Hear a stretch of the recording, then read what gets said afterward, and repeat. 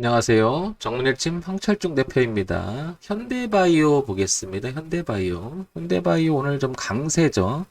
황 대표가 현대바이오는 몇 번 언급한 것 같아요. 그죠? 자, 다시 한번 볼게요. 우리가 그 기업 분석을 하는 이유가 주가 흐름하고 어떤 관계가 있을까 이런 거 살피는 건데 항상 기업에서 제일 먼저 체크해야 될 게 성장성.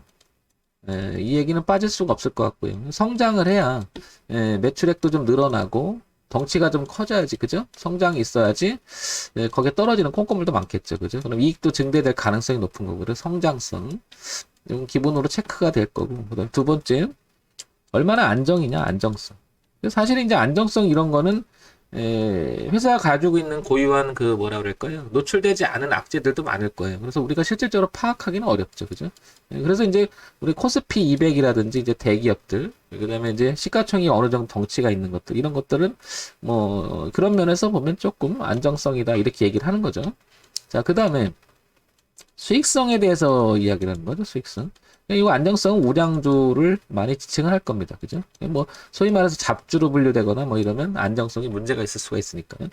자, 수익성은, 당연히 성장이 좀 되고 매출액도 늘어나고 그다음에 이렇게, 그래야 떨어지는 소위 말해서 단기 순이익이나 이런 것들이 이제 높아질 수 있는 거예요. 이렇게 보는 거고요. 그 다음에 이제, 어쩌면 이 세 가지 이런 것은 이미 노출돼 있을 거예요. 근데 이제 주가라고 하는 것은 꿈을 먹고 성장을 한다. 이 말을 많이 들어봤을 겁니다. 꿈을. 여기서 얘기하는 건 이제 기대 가능성을 얘기하는 거죠. 기대 가능성.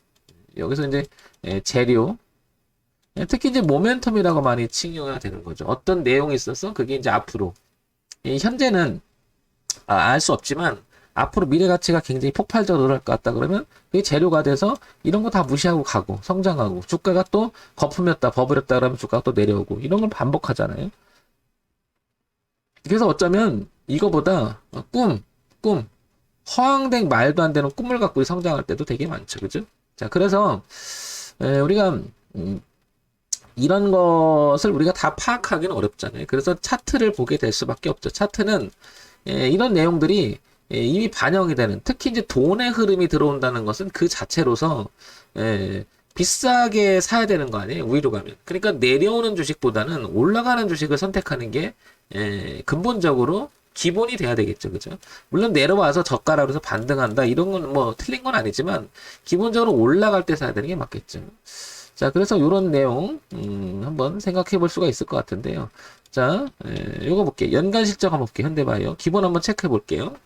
자, 체크해 보면 319억. 2018년, 2019년 300억. 줄어요, 계속, 그죠? 그 다음에 영업이익과 당행세도 줍니다, 계속. 그러니까 별로 안 좋잖아요. 그런데 보시면, 코로나, 이거 기대 가능성으로 갔을까요? 네, 어쨌든 올라갑니다, 그죠?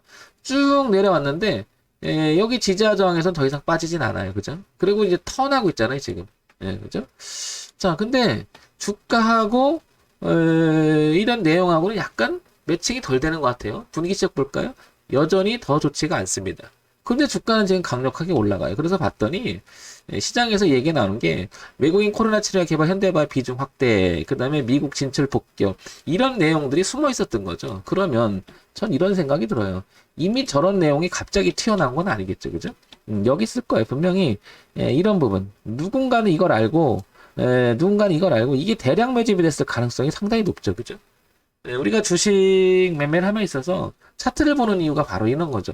갑자기 튀어나온 게 아니고 이런 내용이 있었을 거라고요, 분명히. 이건 이제 왔다 갔다 이런 얘기가 듣고 돈이 많은 사람 분명히 이게 호재가 될 거라는 거 알고 있었고, 그러면 이게 돈을 했다면 누군가 들어왔겠죠. 그래서요, 주가의 움직임은 고점이 낮아지다. 이 말은 돈의 흐름이 하방으로 연속에 있다가, 그죠?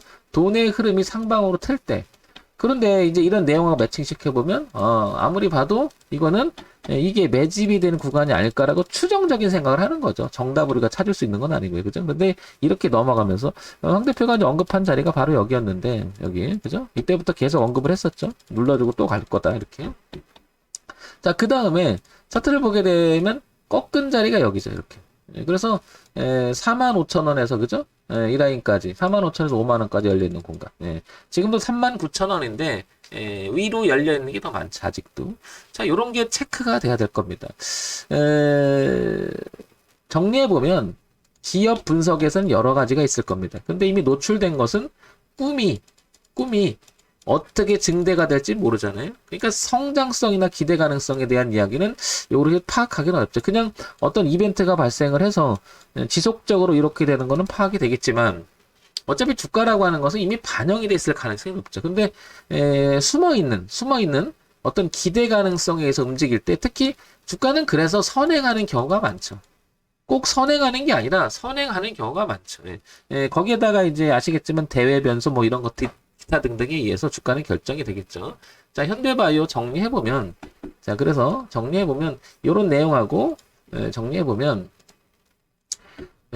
고점이 이렇게 월봉에서 고점이 이렇게 내려올 때, 주봉에서 당연히 고점이 내려오는데, 의미 있는 곳에서 멈추고, 그죠? 여기 의미 있는 곳에서 멈추고, 그 다음에 주가의 방향을 턴할 때, 그래서 이거를 우리는 눌림을 주고 완성하고 갈 때, 그럼 이거 뭐죠? 내려오기만 하던 흐름을 돈의 무게감이 위로 흘려보냈다는 거죠. 그래서 과거에도 보면 어떻습니까? 내려오다가 방향을 바꾸기 시작하는 그때부터 탄력을 받잖아요. 그럼 내려오다가 돈의 흐름이. 그래서 이게 돈의 흐름이라고 저는 생각을 하는 거죠.